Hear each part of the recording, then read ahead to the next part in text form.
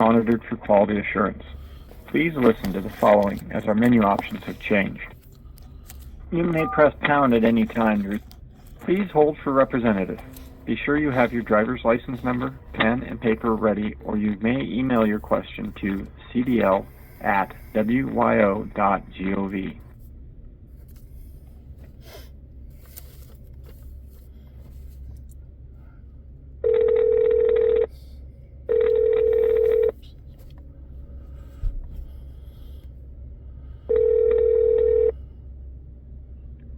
Driver Services, this is Janetta. I can barely hear you. Is this Renee? Hello? No. Okay, This I got is Driver Services.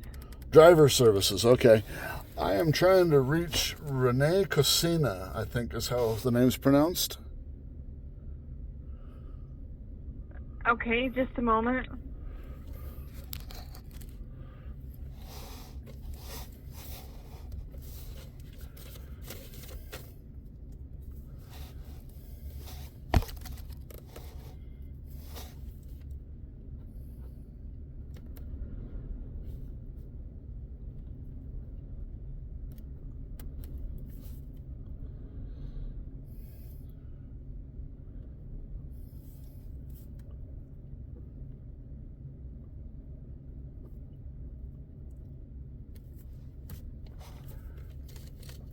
Driver Services, this is Renee. How may I help you? Renee, this is Carrie Roach.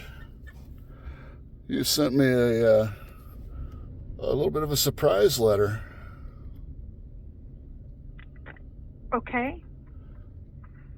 Let me take a peek at your record. What's your driver license number? 110827-110.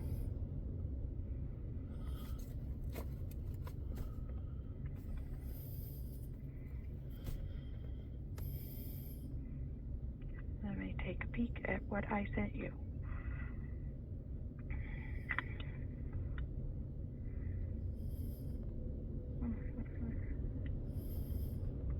Oh, regarding your domicile. Yeah, I don't have one. I am technically homeless since before my divorce back in 2015. And it is actually, I mean, it's just the thing. I don't have what you requested anywhere. All I have is commercial address. So I am curious, Okay. though, what spurred you to look into this? Because we received a notification you renewed a license, and there was request to provide proof of residency, and that didn't happen. And so then, we looked into it and saw that the only residency you've had since like 2016 has been, I mean, you can't sleep at the UPS store. Right. So, well, right. But I travel for work. I travel for work. I am technically homeless. I do not have what you're demanding anywhere. So what do you have that proves that you are a resident of the state of Wyoming and not a resident of any other state? The fact that I have no driver's license or any state-issued ID from any other state. I receive most of my mail at that address. All of my vehicles. Where's your vehicle registered? Vehicles are registered to that address. I have been through this with different departments, including the driver's license division. Like, so your timing is interesting, though, because, like I say, you didn't get a phone call or anything from Uena County, or? No. Okay. No, it was, I honestly, I don't know how it was brought to my attention, so to speak, in a review of the record that triggered a review of the record. I mean, that happens, that there's times that, a record, somebody says, hey, Renee, can you look at this record, whether it, usually it's an internal employee, or we just are doing an audit because we do regular audits. We want to make sure our examiners are doing their job properly, and so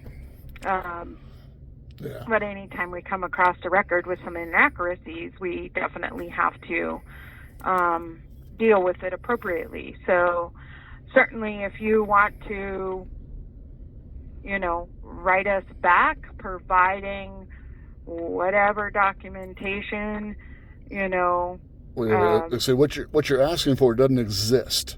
I have nothing but commercial addresses. That's all I've had. So where do you park I'm assuming you're then sleeping every night in your vehicle? Or well, sometimes where do you wherever sleep at night? wherever I am.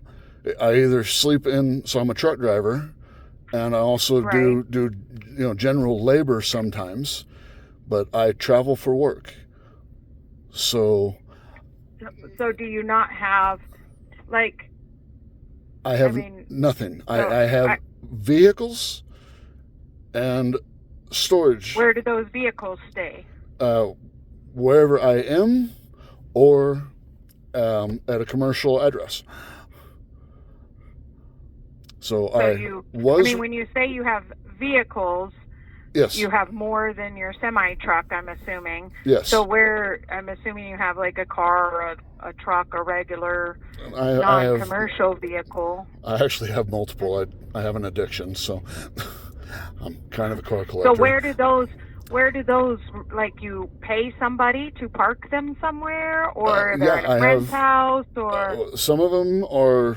Well, there's a couple are with my sons, and there's a whole bunch of them that are actually at a storage facility in Evanston. And so for the voter registration, everything I have is either off of the address in Evanston, or my voter registration, they wouldn't let me use that, so they actually put my voter registration down as the county courthouse there in Uena County, Evanston, because I've had the same conversation. There's Supreme Court rulings that you can't hold it against me that I'm homeless. Well, and I'm a working homeless. Well, let me finish. Right, so I'm a working homeless person. I pay taxes. You're getting property taxes and everything out of me off of my vehicles. And like I say, just everything is in Evanston. Now I am the storage facility I was using. I am leaving. Was looking to buy another piece of property, or actually buy a piece of property, but it was commercial property too. It fell through. I'm not doing that one at this time, but that one is even commercial property. I'm not in one place enough to rent an apartment. I have done monthly rentals on hotels. So the last time I had something like that, I was working for several months over in Rock Springs here a few months back. And so I rented a hotel monthly there. But that also is a commercial address and doesn't count as residency. So I'm either parked at a truck stop, in a rest area. A lease on a hotel, our department has accepted that as proof of residency before if it's right. But I'm not lease. But I'm not in one place long enough. So yes, I was there for I think 3 months, but I'm not there now, and I don't know. I'm trying to get back with that company, but they haven't started up work over there again yet. So right now, I'm actually in limbo. I'm just staying with friends and family. In Evanston? Actually, right now I'm staying with friends and family in Utah. But sometimes I happen to sleep in my truck in Evanston when I'm up there messing around with my... You don't have family there? In Evanston, no, I have friends there. The family I did have there has moved out. So I'm just going to throw this out there, right?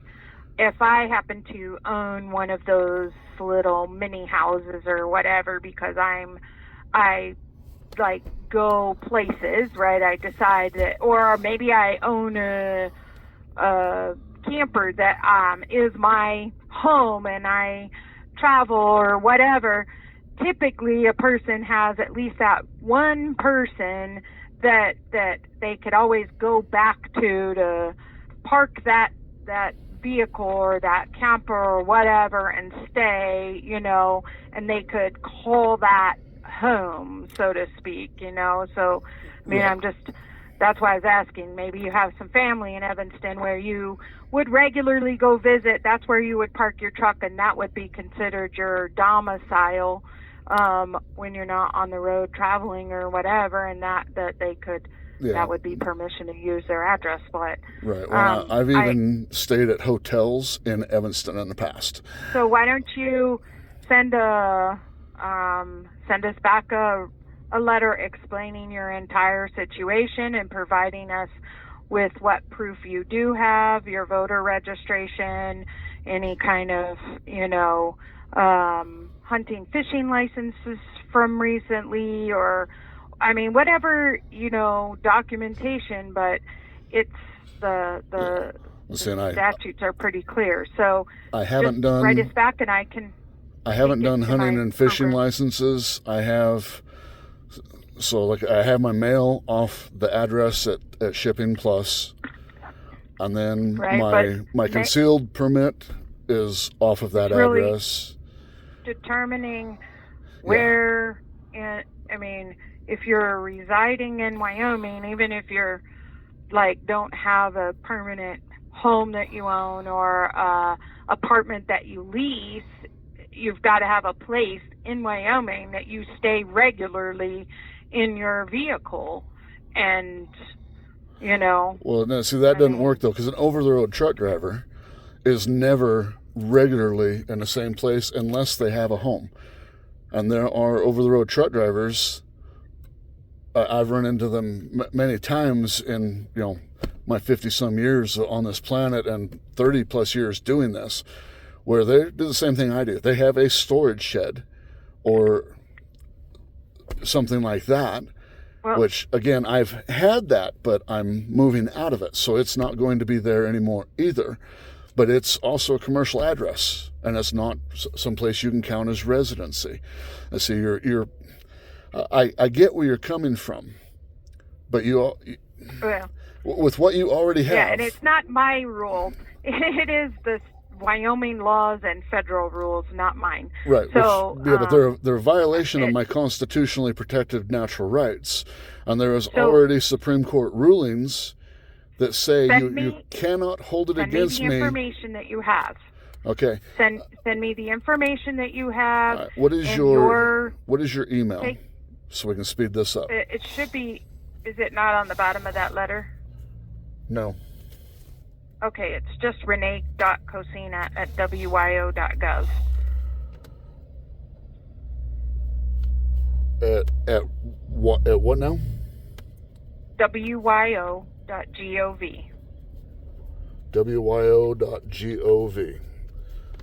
Correct. Okay, and it's your full name. Anything have to be capitalized? It's just no, Okay. It can be all lowercase. All right, so you want basically Renee.cosina@wyo.gov with your,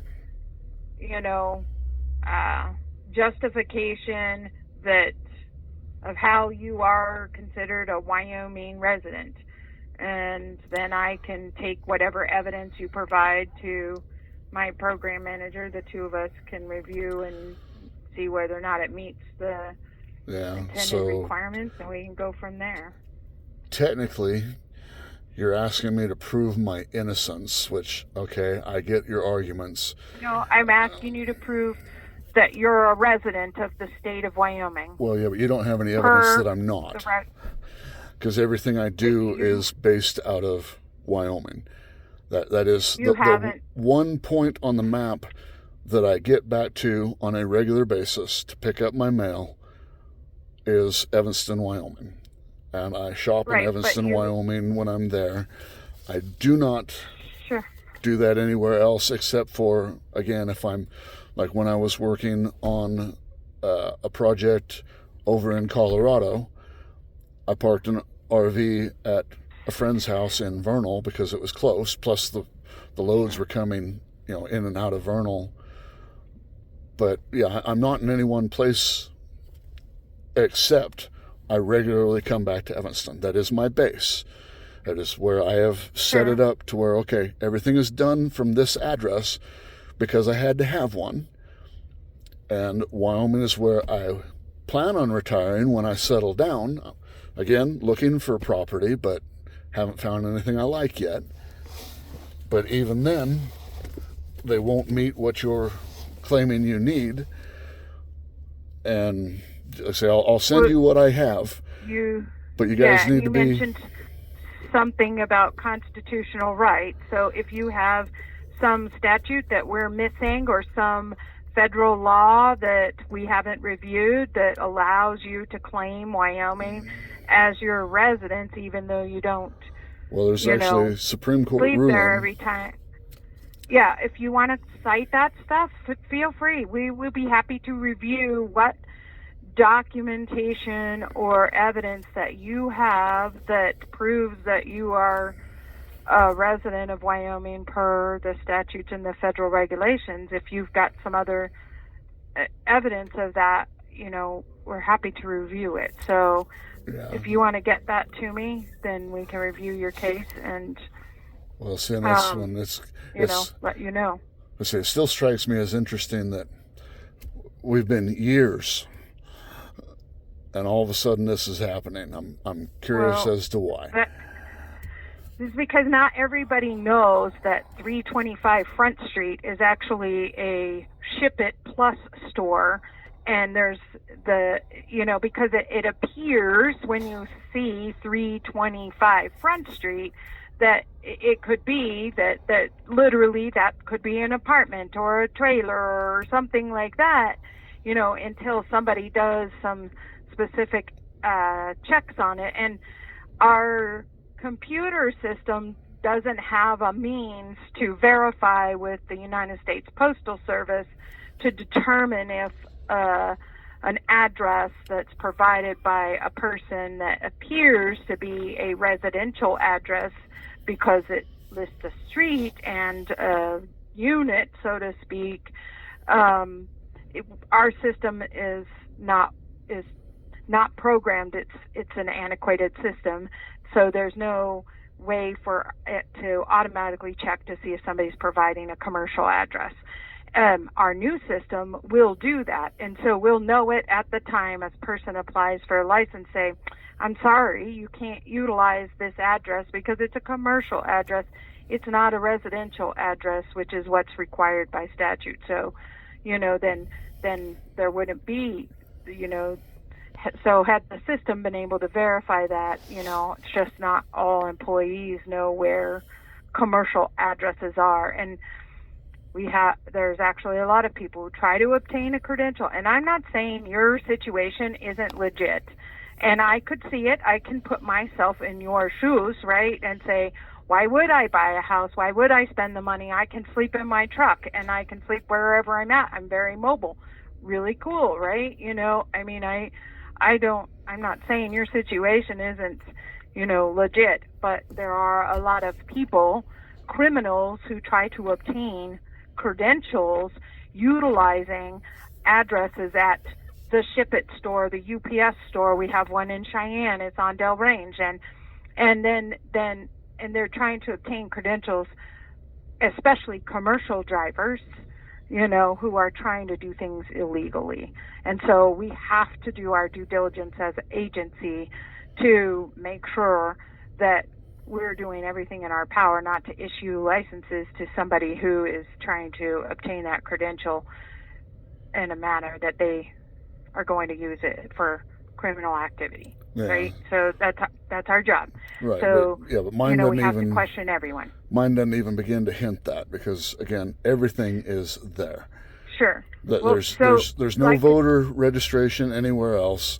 There's no IDs anywhere else. So provide me. You can send over your voter registration, in the email to me, attach it, and maybe, I don't know, does your pay stub have a Wyoming address on it and yes, that kind of thing, which I guess it probably has the Front Street, but then explain your entire situation in writing so that then I can take it to my, to the program manager and, we can touch base with whomever we need to see if this is acceptable. And then I can let you know.